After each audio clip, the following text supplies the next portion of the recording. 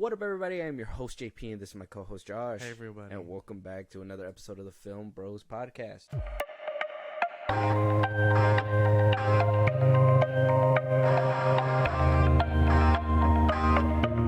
Okay, guys, happy December. We're almost to the holidays. We're almost to Christmas. And with that, we're going to give you guys a nice little Christmas treat. Like we were given a Christmas treat on Max at the end of November. Early holiday gift, I guess, from some executives or some people over there at DC. Whatever. Yeah, I know a lot of people work hard on these movies, and I don't want to be the one to just shit on a movie or do anything like that, especially in this like holiday season. I'm just like, I'm in the Christmas spirit. I don't really want to do that, but I had to watch this movie twice.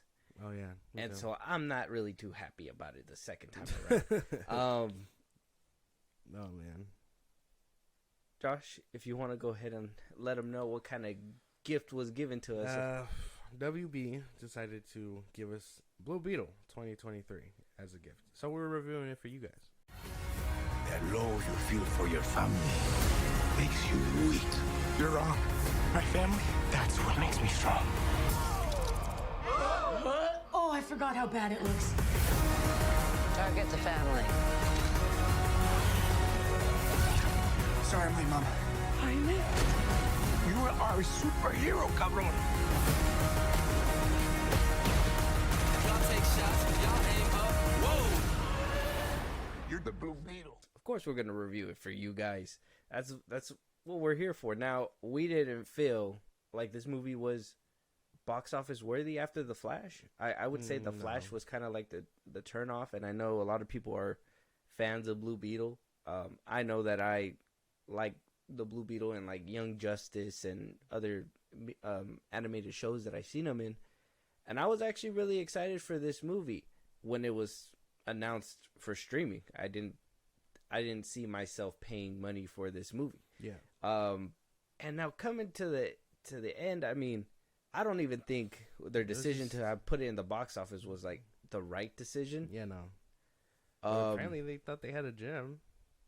Yeah, Zaslav said, "Hey, this is really good. Maybe we can, put a little bit more money into it and pump something out." It's not too bad though. Like when it comes down to like the Rotten Tomatoes score, right? It has a 78% on Rotten Tomatoes. Audience score is at a 91%. People seem to like this movie. It's not that people don't like it. It's just the DC brand, I'm guessing. I don't think it was worth. I mean, they didn't do a lot of marketing for it either, so I'm sure they didn't really put a big dent in their marketing budget. Oh yeah, no marketing, and then the strike. It came out during the strike. The strike too. No actors. Nobody was on the red carpet. Nobody was talking about this movie. I know a lot of people would acquire a good chunk of the movies that were the Marvels too. They were saying that it was coming out of the strike. People, they couldn't promote it beforehand. Whatever. Yeah. This one saying that they couldn't promote it when the movie was released, and then as soon as the strike was over, Zolo was all over chasing after the train. Basically. Yeah, interviews talking about it. We talked about a couple quotes that he gave us regarding his future within the DC universe as well. If you guys want to go check those out, we have them in older episodes. Go check them out. Before we get to the actual review, I want to talk about how it's not a steady decline, but it's been a struggle for DC this year in 2023. Blue Beetle takes the cake for the worst performing movie this year for DC. Shazam! Fury of the Gods worldwide total was at 133 million. The Flash box office was at 270 million, so they were able to at least break 200 mil actually. And then when Blue Beetle was released, it came out to 130 million worldwide. I don't think this movie. Well, I don't think any movies deserve to bomb. I think all the hard work should really be used and utilized well to give us a good product where people are going to want to come and watch it. You want to put out a mediocre product. Yeah. Now, obviously, this was a multi-pronged problem. Like the strikes, let's throw that in there. The DC brand being deteriorated over the years. The Flash, let's just say the CGI in the Flash didn't really rub people the right way. Shazam 2 really didn't rub a lot of people the right way either. Zachary Levi's comments, you know, the Ezra Miller being a part of it and DC doing nothing to really stop his rampage when he was going through the motions. A lot of people have some kind of reason to not like DC. Yeah. And to also put in the ring that this is a new character that they're showing to the audience, kind of like Guardians of the Galaxy was way back when, but they had an established universe, so obviously it was going to do way better because it has some ties. This movie has no ties. This movie has nothing to do with anything else. This was just by itself, and I think that's why people felt like it was skippable. Yeah. What do you think? I mean, yeah, I'm pretty sure. This is basically just a solo project. I mean, it doesn't really... They say it connects, but there's no connection other than name-dropping Superman, like, once or twice or whatever. They name-drop Batman. So, yeah, it's in the DC universe, but it's not part of any universe, if that makes any sense. Yeah. So, it's not... It's supposed to be... Outside, we know it's supposed to be connected to the DCU or whatever. But, I mean, with no real ties and nothing to really show, not even a post-credit scene saying, like, I don't know, him joining the Titans, something. You know what? I was thinking about that. Maybe I don't really want... Like, I was thinking... Because there was no post-credit scene at all. And I was thinking, like, this was like... If James Gunn was saying that Blue Beetle was going to be in his new universe, I felt like this was a perfect time to maybe put a cutscene of maybe not... I guess a headless cameo would be kind of cheap again, but... You know, maybe tease the future, like the suit or something, or maybe have a back shot of Superman about to talk to Jaime or something, you know? Something connected to what they were going to do. Like, I feel like they could have done something more with the Titans or something. Like, if we already know Batman is on his fourth Robin, they could have had Nightwing approach and be like, hey, I got a team. We could use help. Something like that, establish it a bit, and I mean, I don't know. It was just a standalone thing, and that's the problem. This didn't feel like it was part of anything other than the name drop. I mean, I don't feel like it's a huge problem if the story was better. If the story wasn't so basic, I guess. The rest of the movie was something that could have done well in a connected universe, in my opinion. But it being a standalone and not having that strong of a story, because you can have a weak story and then people are going to obviously ride the shit out of it because cool things happen that are going to be connecting to the next thing.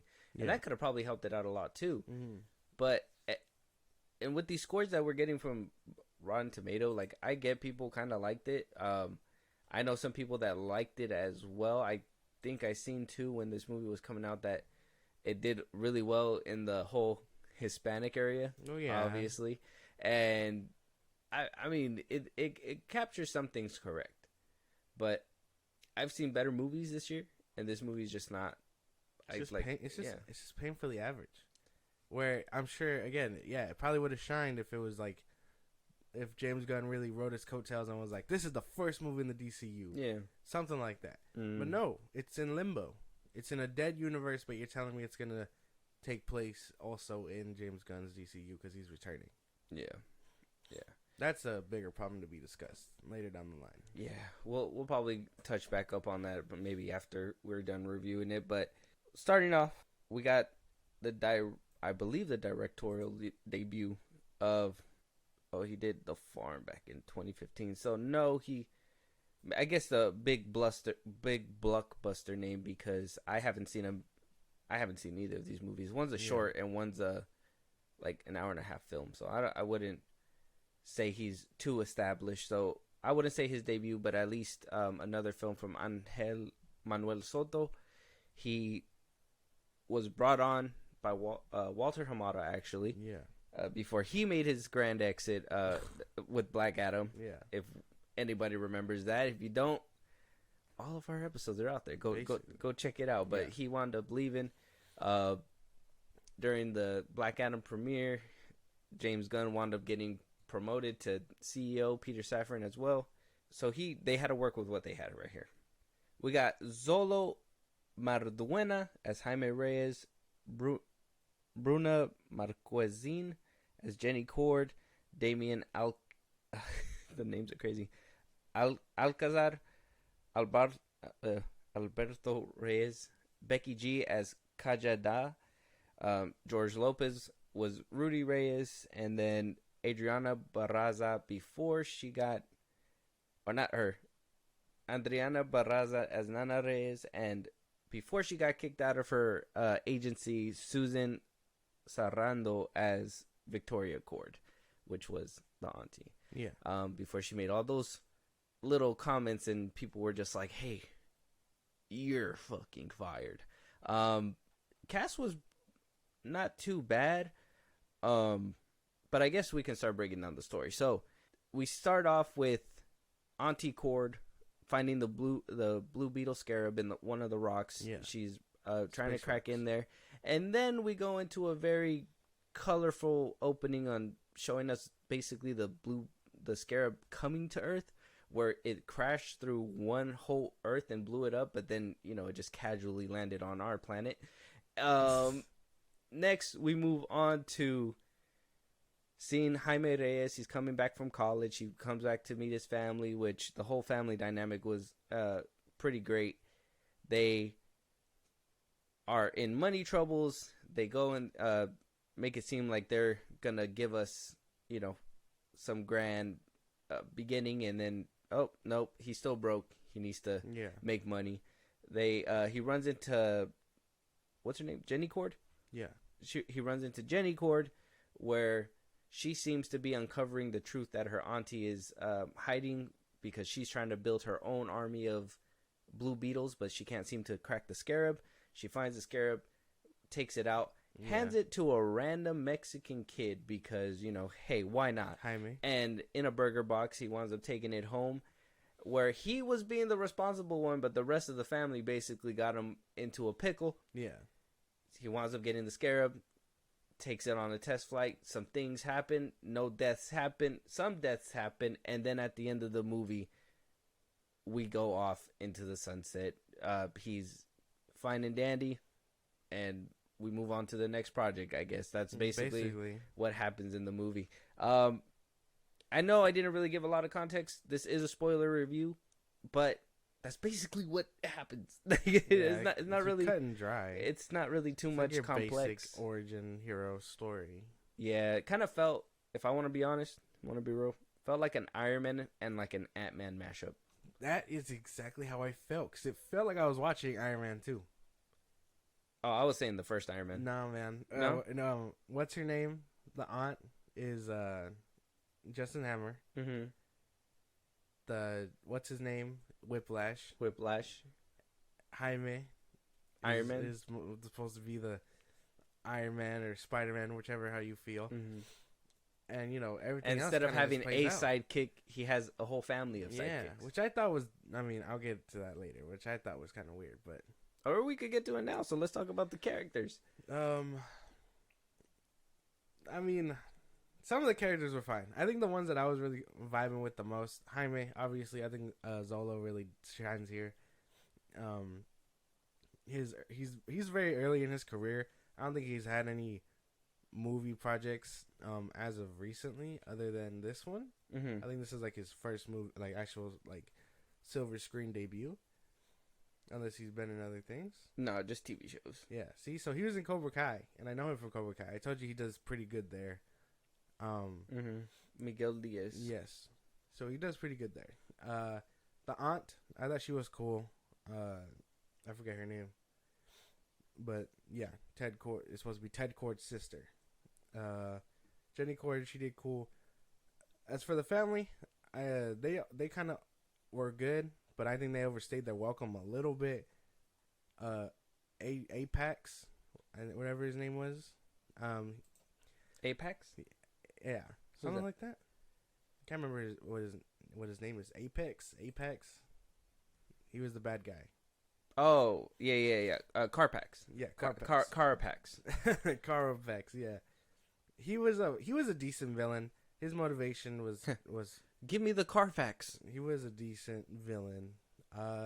Everything else here was kind of just average, but I think those ones were probably the only ones to really stand out for me.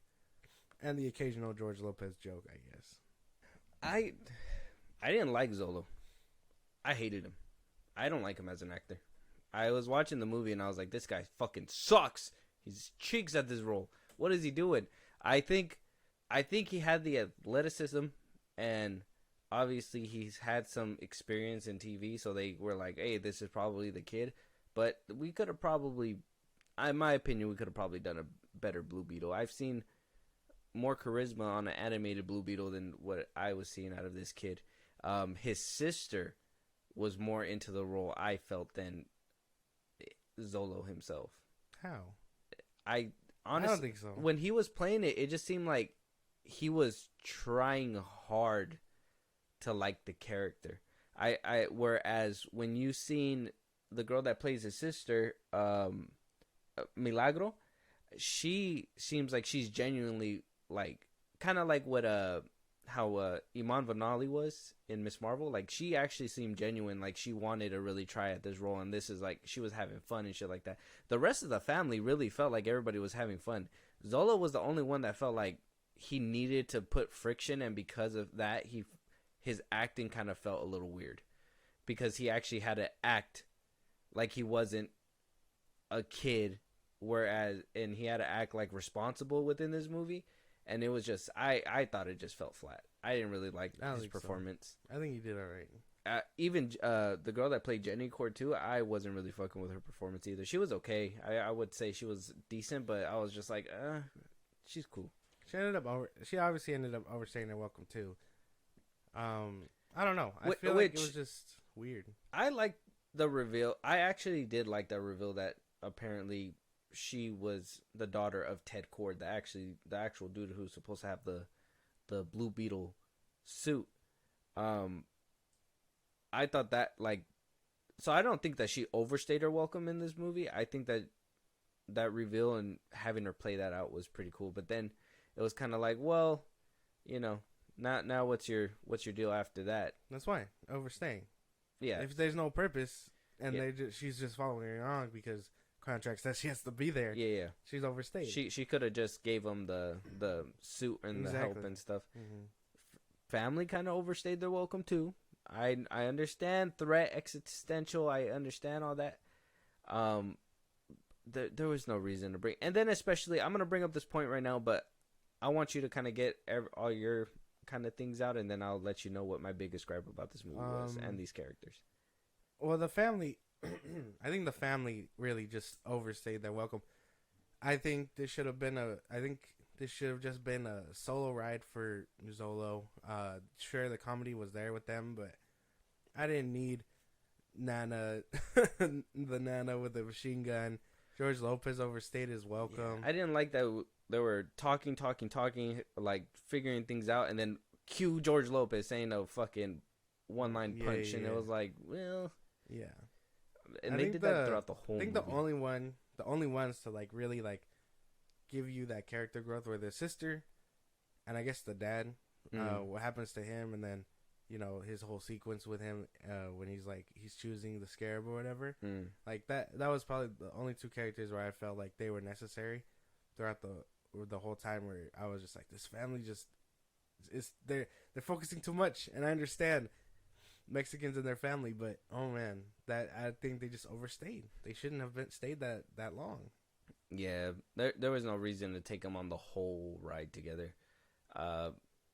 Maybe George Lopez's character, but then most of the time it just felt forced, like he needed to be there. Yeah, like, hey, you are our highest paid actor, but it's like, bruh, if George Lopez, if the comic relief is your highest paid actor, I mean, you should have probably shelled out a little bit more for the lead, in my opinion. There's a problem. I didn't really. Yeah, I will give him a second chance, because I can probably say to Zolo that this movie wasn't completely the best, and maybe if he had a better writer or like a better director who can direct his acting to what the performance needs to encapsulate, it would probably be a little bit different. I just couldn't get behind him and everything that he was doing. And then the biggest gripe, the big factor, the big thing is them making it a point that he doesn't kill. I understand. I get it. You don't want your superheroes to kill. But when a motherfucker is about to curb stomp the shit out of you, I think, I possibly believe you should kill that motherfucker. Or at least mutilate his shit. Beat the fuck out of him. Do something. He hardly had those fights. When Granny of the movie gets more bodies than the lead character, that's when you're just like, I can't follow this guy. What the fuck? How am I? Give me a story about Grandma. Grandma puts him in the fucking grave. She puts him out. Like, and the fighting was cool. I think against normal henchmen is different. Like, yeah, those fight scenes. Yeah, I'm not gonna kill these guys. Of course he's gonna Yeah, I understand that. Let me get those fight scenes in, because I did like the little hallway fight scene at the end where like he's punching. I know they kind of put a little bit in the trailer, but even then it was kind of basic too. They didn't really do any flair, do anything different. It was just him punching people in the hallway and maybe doing that one clobber in time fucking move and shit. Yeah, and like a shield or whatever. Yeah, and I was like, okay, so this character who can't kill or anything, like, this is okay with you guys. But, oh, haha, I'm going to cut a civilian bus in half for no reason. It was just because his suit was just fucking learning. Yeah. And it's like, it makes up for what, like, I don't understand. Like, civilian bus being destroyed, okay, from his own powers, his own superhero, and he runs away from it, and then we get nothing. We get nothing from him. He actually is about to get curb stomped, and on top of that, he wins at the end. And yeah, that was the moment where the dude was kind of leaving him alone. So I understand, don't kill him. But it would have played out different if when he was supposed to kill him at right there, and then the helmet was like, no, we don't kill. I'm like, that was the cheesiest, dumbest shit I've heard. It was dumb in a movie in a while. Because even in Young Justice, we've seen it. It's always the bot who would go for the kill. Yeah, Jaime is the one that pulls him away, right? So that dynamic is interesting. I would have liked that again, but they already did that in the middle of the movie. Well, no, it would have been fine, because if in the middle of the movie he did that, right, and then it stopped, but then at the end, if he's like let's do it or let's not do it, right? Let's say he says let's not do it, and he pulls back again, but then the Scarab does it anyways. Yeah, that would have hit for a harder moment, because it was like, bro, yeah, I didn't want to do this, but why'd you make me do this? Because last time he was about to curb stomp your shit, exactly, and you let him live. So exactly. It would have been, and it doesn't make a harder hitting sense moment. Since we're moving down the end of the movie that he basically kills himself. Yeah. Basically. And like, really, you'd rather have a villain accept his demise versus have your hero get his hands dirty a little bit? It doesn't make sense. I mean, the ending I kind of understood. I think that was the only hard hitting moment, because okay, that was a full circle moment for Carpax. I felt more invested in that story than I actually did of Jaime Reyes. That's the funny part, because I was like, well, what happened to his limbs and everything? And then they told us, and I was like, okay, well, that seems like a more traumatic and more interesting story than this kid who a scarab just happens to fall on his lap. He's the chosen one, all of us, like, just the chosen one. And then we see Zolo's butt cheeks throughout the movie. Like, I will give them props. I will give them props for sticking to it and being like, okay, you get no clothes, because, obviously with like Marvel, the Hulk is supposed to rip out of his clothes, but yet somehow he always has jeans on, or somebody comes up and gives him clothes. I think it was just in the first Avengers movie that somebody, he was naked. I actually hated that.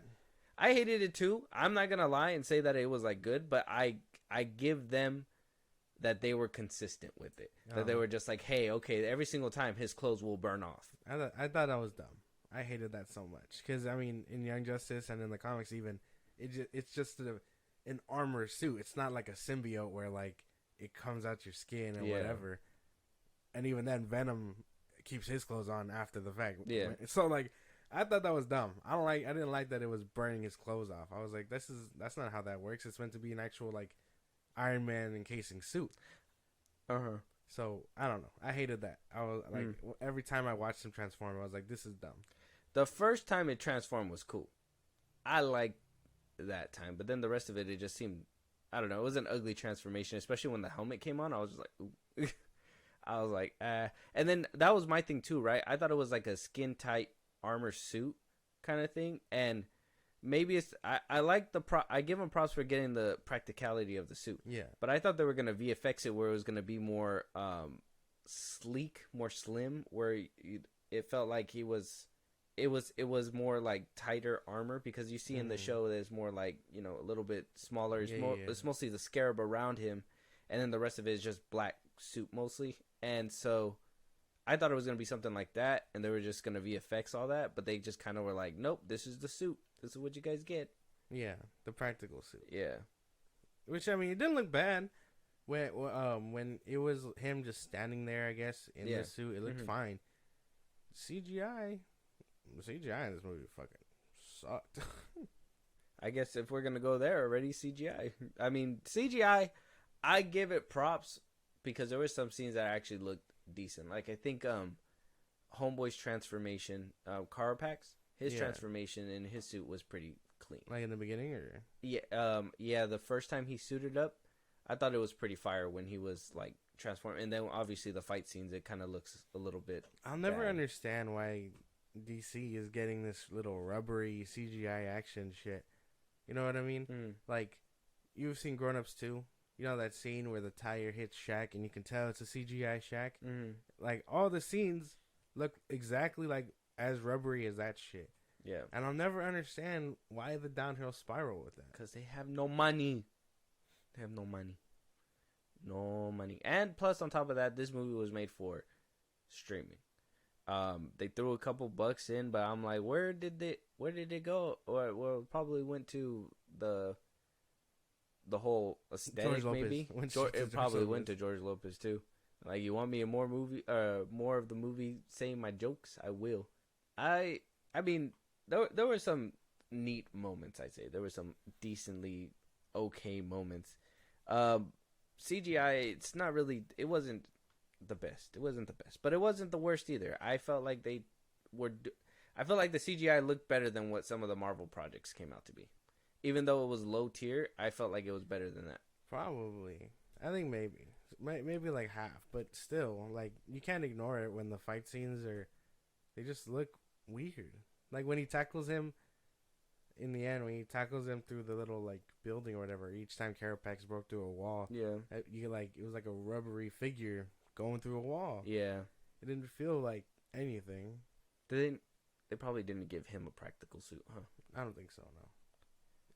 No, when she picks up his hand and to like rub her chest or whatever, when she's like gaslighting him basically. Oh, in the beginning, you can tell it's like all like CGI. Actually, I thought that scene. I think that's where the money went, was her holding his hand, because I thought that scene actually looked decent. Like, but and then when he takes his clothes off in the first suit up scene, that's when like it looked weird, because obviously they added like CGI his arm and everything. But that's when I was like, oh, okay, yeah. I mean, it was cool to see his body like that, but at the same time, I was like, damn, the CGI did go into those things. I like the world building about this movie. I really like the aesthetic. Palmera City. Yeah. I liked the whole futuristic looking. Yeah. I'm hoping that that's what we're kind of gonna get with Metropolis and Superman and like Batman. Like, I know Gotham's supposed to be like this rundown city, but still I want that like futuristic feel where like the rich side of Gotham is, you know, like really colorful, really like futuristic, lots of buildings. I think that's pretty fire. Yeah. I mean, my ideal is probably like that, or Arkham Knight, Gotham, something like that, where it's just colorful. Or I think even the Batman had a decent looking Gotham too in the 2022 movie. Yeah, it did. So like I need that aesthetic a little bit more. But yeah, I see what you're saying. The futuristic city looked nice, especially for a city basically built on Ted Cord.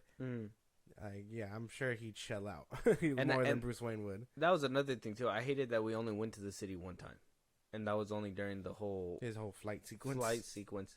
Everything else was in the barrio, like it was in the ghetto streets of wherever they were living, where they owed rent and shit. They were, and then at that one place, and then Ted Cord's place, and then the one time he's doing the whole flight suit, and maybe when he goes to get the cheeseburger from the girl, the box, and that was it. I thought we were gonna see more of that, and then even then we had this futuristic scene, and then when he went and cut the bus in half, that shit just looked like regular skyscrapers. Yeah. So that was weird. They were just like, well, weird. They just gave it up a little bit, and they were like, well, you can't see from the ground up. Yeah. I thought that was weird. I thought that whole shit was weird. Cutting the bus in half. I was like, why couldn't he stop a real threat, quote unquote? Right, like what if it was like a bank robber's car or something like that? Yeah, like it was like a flight suit, and then it was like, oh, those people are robbing the bank or something, and then he goes down there and he fucking slices that shit in half real quick. Yeah. With the sword, and then that would have made like that complexity. Like, why'd you do that? Why'd you cut the thing in half with the sword? It's like, damn, I didn't know I could make a sword and it can cut through cars and shit. That, and then like if the Scarab right there is like, oh, we gotta kill these robbers, and he's like, no, they didn't do anything serious like that, you know, and that would have started like, it would have started like some friction right there, but they just no friction, no nothing. Let's go ahead and just keep going. We're not gonna worry about any of that stuff, but. I guess world building was okay. I guess I like the scenery. It wasn't like the best world building because we really didn't get anything else besides, huh? It was bright. And then and just name dropping the Flash and Superman doesn't really name drop them, the Batman. That doesn't really make a small world feel big. Yeah, no. You gotta see something. At least they could have put like what they did in the Flash. Oh, Superman and TV or something. If they would have saved that for like the Blue Beetle, that would have made sense. Like a young kid looking up to Superman, like, oh, he's over there saving people. I want to do that too, And it was they just, I don't know. Everything was just basic about this movie. Besides the whole Latino, like little dynamic with the family and all that, which I personally loved. Maybe that's just my roots. I don't know, but like I personally loved that because I was just like. I was like, I remember that. That was funny. That actually does happen. Haha. Fucking, it went up his ass. Haha. That's crazy. Like that. I personally, when that joke was funny to me. That I will say I laughed at that when he's like, it went up his culo. I was like, oh fuck, no way. It did go up his ass. That's gay, my boy. My God. The Scarab, gay, my boy. No. Oh, actually, Kajida is a girl. Yeah, I may liked it. It changed his life forever. I think Becky G as the Kamatage was kind of interesting. Kashida was kind of interesting. The Scarab, I'm calling it the Scarab. Yeah, it was kind of interesting. I liked it. I think she did a good job. Oh yeah, but I mean, I guess what I'm thinking is like paying for someone like that, only because she is a big like Latina like singer or whatever. Mm-hmm. It's kind of a waste without a face, if that makes any sense. Because with some people even recognize her voice. Not really, no. That's what I'm saying. But no, I mean, it doesn't matter. I mean, she's not a big time actor. Because like no one knew Paul Bettany was Jarvis. That's why. And then eventually, who knows? Maybe she'll actually get a real... That sounds terrible. Don't do that. What? You don't want Becky G as a real life person? Mm-mm. You don't like her? That does not make sense. What's wrong with her? She's essentially not. I mean, the Scarab isn't Jarvis. It's not the same thing. What if like in his mind's eye he sees her? Like she's like a hologram or whatever in like his head or something. Like when he pictures her, that's what it looks like. And then, you know what I mean? Like when he'd probably make a joke. He'd probably like say like when he's sleeping or something, and he's communicating with it. Like when he closes his eyes and he's like, oh, I gotta meditate to talk to the Scarab or something, and that's what he sees. Like that would be interesting. I know they probably make it a joke where I didn't know you were a Latin pop singer. Yeah, no, they'd probably make a joke like that where it's like, holy shit, you look like Mickey G, and that Scarab would be like, I'm what you envision. You know what? Under James Gunn's watch, it'd probably pass too. Yeah, they'd be like, say that, and it's gonna be like, no, we're good. Never mind. Take that off the table. Just keep her as a Scarab. She's good. See, you see what I'm saying? Yeah, leave her. You just painted a picture that I just could not envision. Yeah. I know we kind of talked about it. CGI plays into it. I should have kind of skirted it that way, but the fight scenes were kind of cool but lackluster. There were some moments, but then CGI.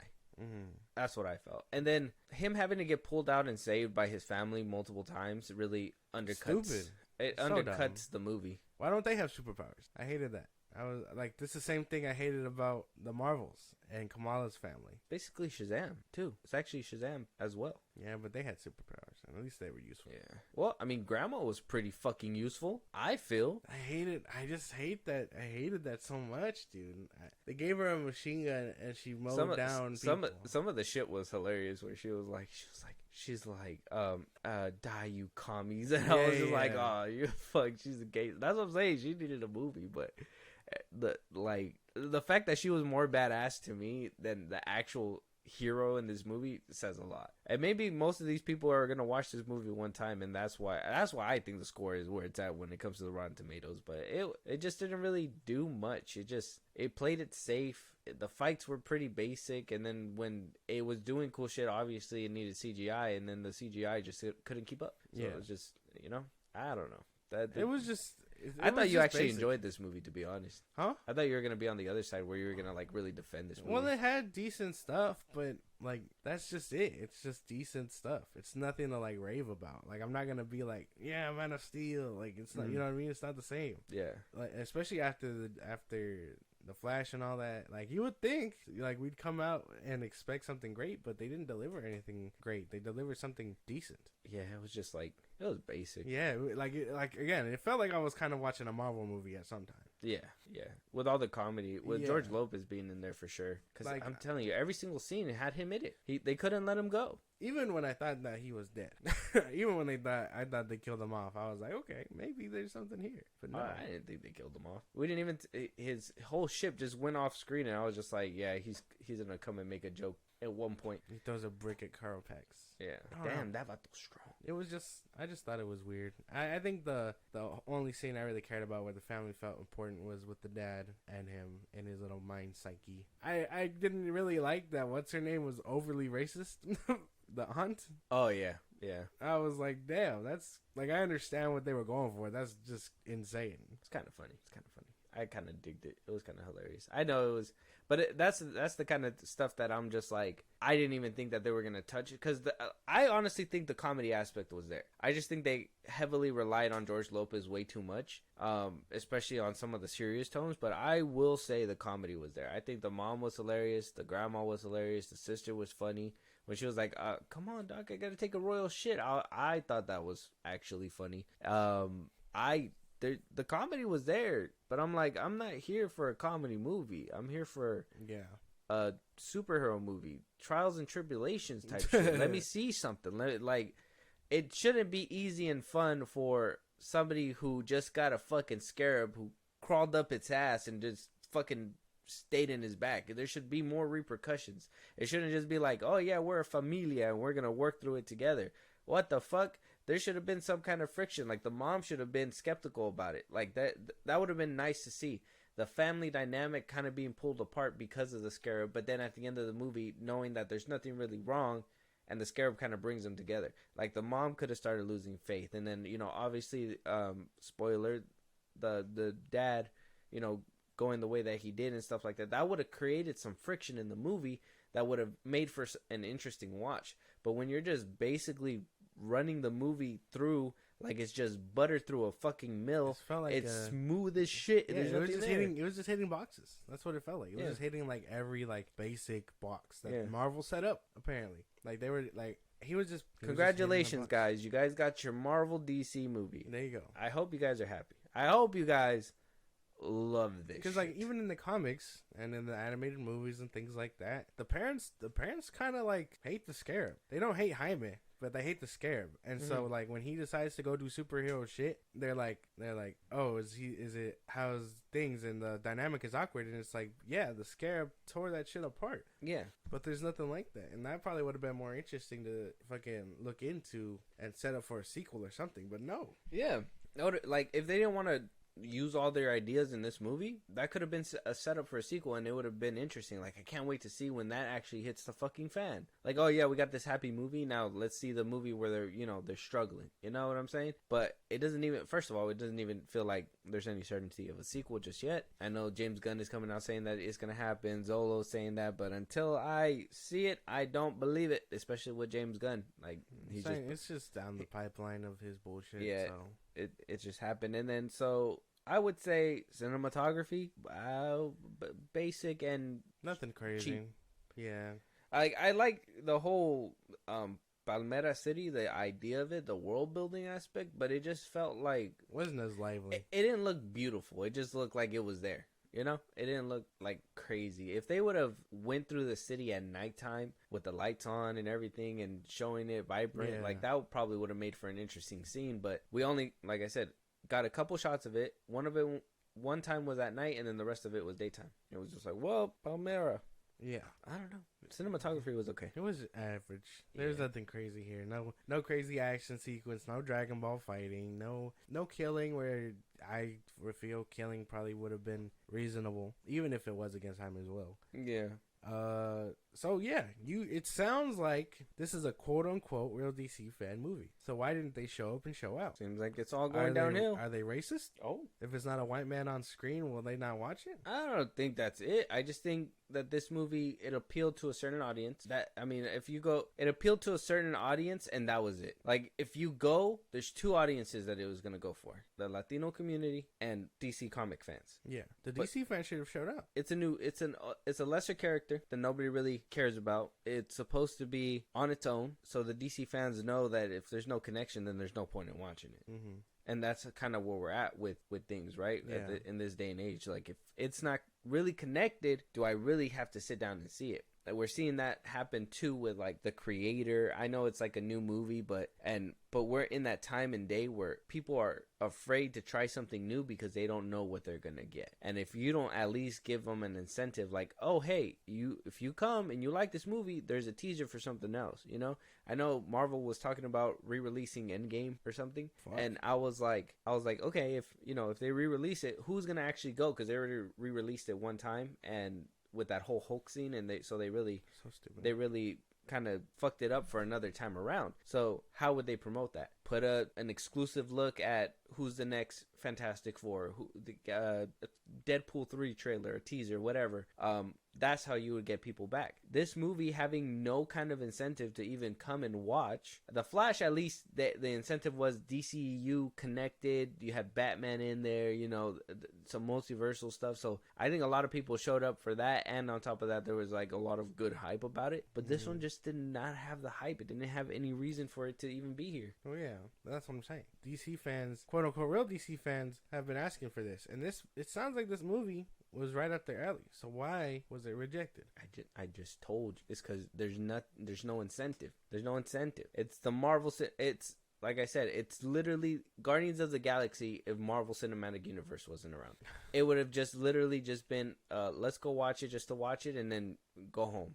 And that was it. There's no incentive. Nowadays, we need something to come and watch it. If you don't think that there's going to be a second season or at least a sequel, you're not going to go watch it. And so that's why you see a lot of established franchises get these bills, whereas these standalone movies don't get that kind of action. But was this movie worth the up price for them to put it in the theaters? Like, could this movie have been streaming? Yeah, I agree. Even if like the budget was somehow a little better, which to me it looked better than average, I guess.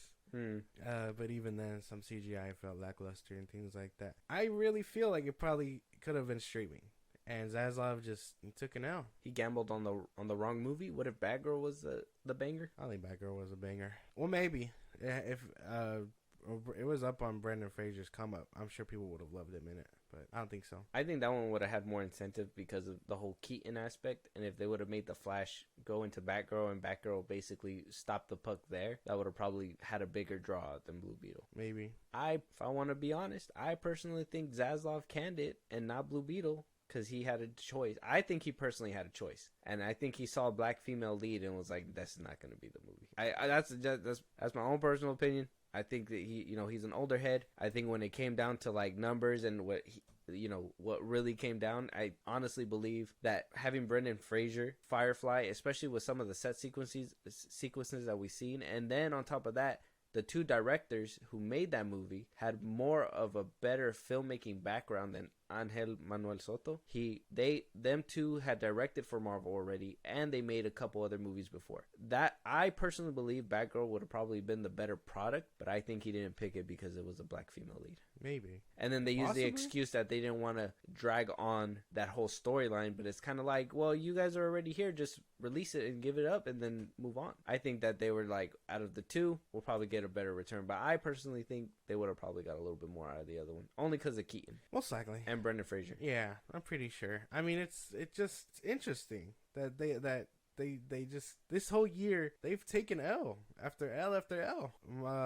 Shazam was the first, The Flash, this one, Aquaman 2 2BD or TBA, and it's like it doesn't make sense because the Marvel flopped hard too. This could have been like I said, this could have been their year, but they fumbled hard completely, every single one. And now we're off to Aquaman 2.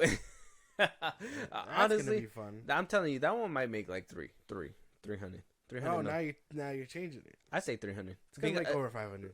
Looking at the levels on how the money is being made, I think it being an established character, it'd give it a little bit extra oomph, but also not having any of the multiversal shenanigans that the Flash kind of had hyped up for. The fact that this movie has been delayed multiple times and been pushed back when people thought it was supposed to come out a long time ago. Not much marketing. I'm thinking like 250, 300, for 100%. Over 500. Because they made $1 billion the first go around. Exactly. And we got to think about the first go around too. Yeah. It's not gonna reach $1 billion. 250 to 3. No. I say flash 500. numbers. Flash numbers. Around 500. Yeah? Yeah. All right. We're gonna have to remember this. We're gonna have to remember this, and we're gonna have to come back. But Blue Beetle, give us your ranking. Your rating. It's 1 to 10, 10 being the best, 1 being the worst, 5 being in the middle. What you think? I enjoyed most of Blue Beetle. I really feel like it was just painfully average. Felt like I was watching a Marvel movie, a very average Marvel movie, if that makes any sense. Like if I was watching Captain Marvel or some shit like that. Doesn't do anything crazy, but I do like things in it. Jaime, like I said, does really good here, I think. It's just painfully average. I gotta give it like a 5. There's no way. 5 out of 10. 5 out of 10? Well, yeah, man, you're generous. Maybe it's the holiday spirit. That's fine. 5 is average. That's it. Smack in the middle. That's average. Yeah. I don't know what do you mean. Yeah, you're being too nice. I give it a 4, like the Flash. I think, though it had some memorable moments, I think it was funny.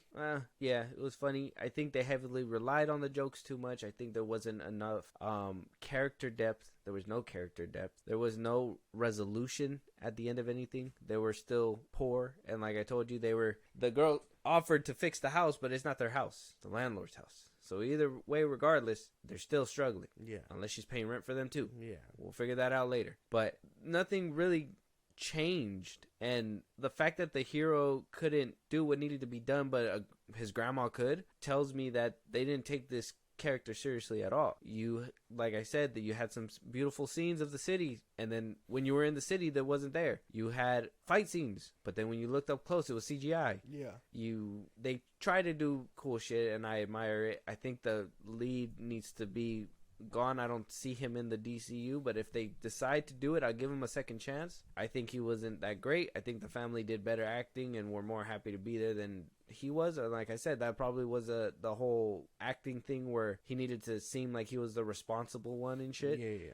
And that kind of threw off whatever was going on in the movie. I don't know. I got to give it like a 4. Right up with the Flash right there. Yeah. And then I think I gave Shazam 2 like a 3. Man, it's just, the Flash is garbage. There's no way. I don't know how the fuck that levels out, but I guess.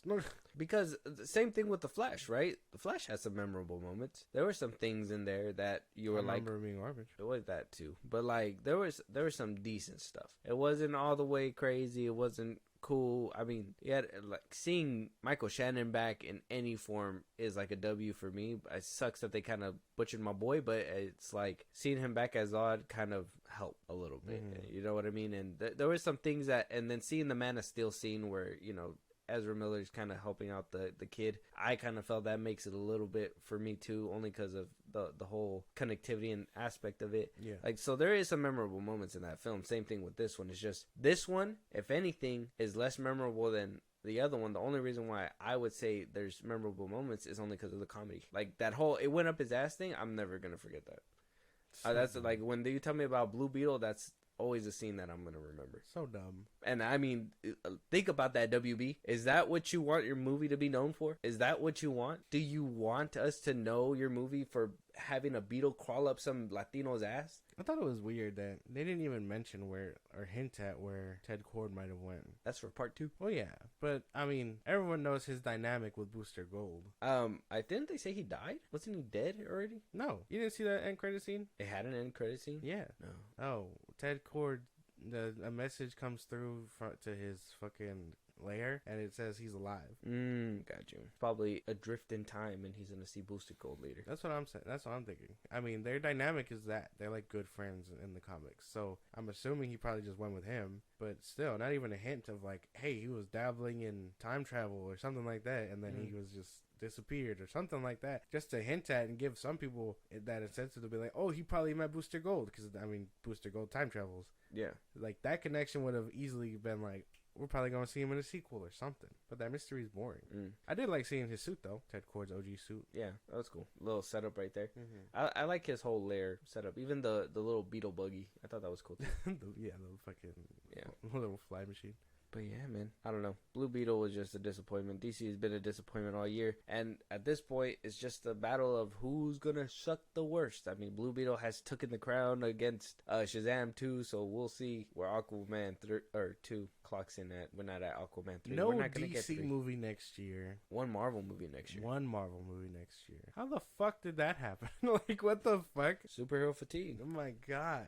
Bad movie fatigue. They just couldn't make any more story. But it's insane because, like, me and you could sit here and we could ramble on and just talk about different things that they could have done better, that would have made the scene better. And what they come up with is kind of like, what? You know, like that's what they come up with. It doesn't make any sense. Like, I don't know. I think the whole change up really affected these movies. I know reshoots did happen with certain movies, but I think the direction that Hamada had for these movies were obviously a factor, because every single movie that came out besides Black Adam, I would say, and that was probably because The Rock really strong-armed his way into getting what the fuck he wanted, but the rest of them were all the same. They're basically the same, and that was all under Hamada's watch. The same thing with Aquaman 2. Maybe it'll be a little bit better or a little bit different like Black Adam, because of the fact that these are people that have a little bit more leverage to do. Yeah. But the rest of them that had like basic actors, David Sandberg, fucking Angel Soto, the dudes that directing Brave and the Bold, Andy Muschietti, like they're all just horror directors that were all under Walter Hamada, and Walter Hamada was overseeing all this stuff. Yeah. Well, now he can fuck up whatever you got going at Paramount. Fuck, dude. Yeah, I can't even say this is James Gunn. I think James Gunn kind of put his hand in there to try to help creatively, but I just think it was just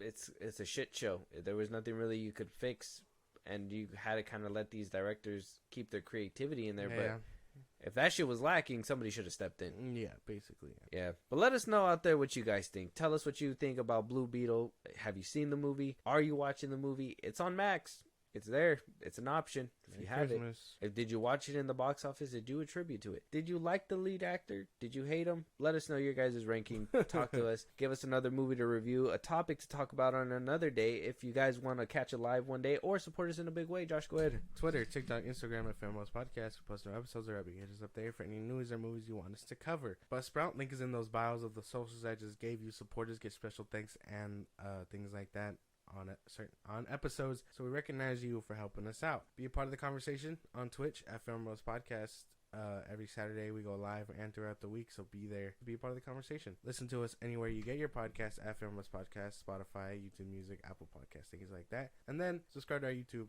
at FilmBros Podcast. Yeah, and make sure you go watch that scarab crawl up his ass. We'll talk to you guys on the next one. Talk to you.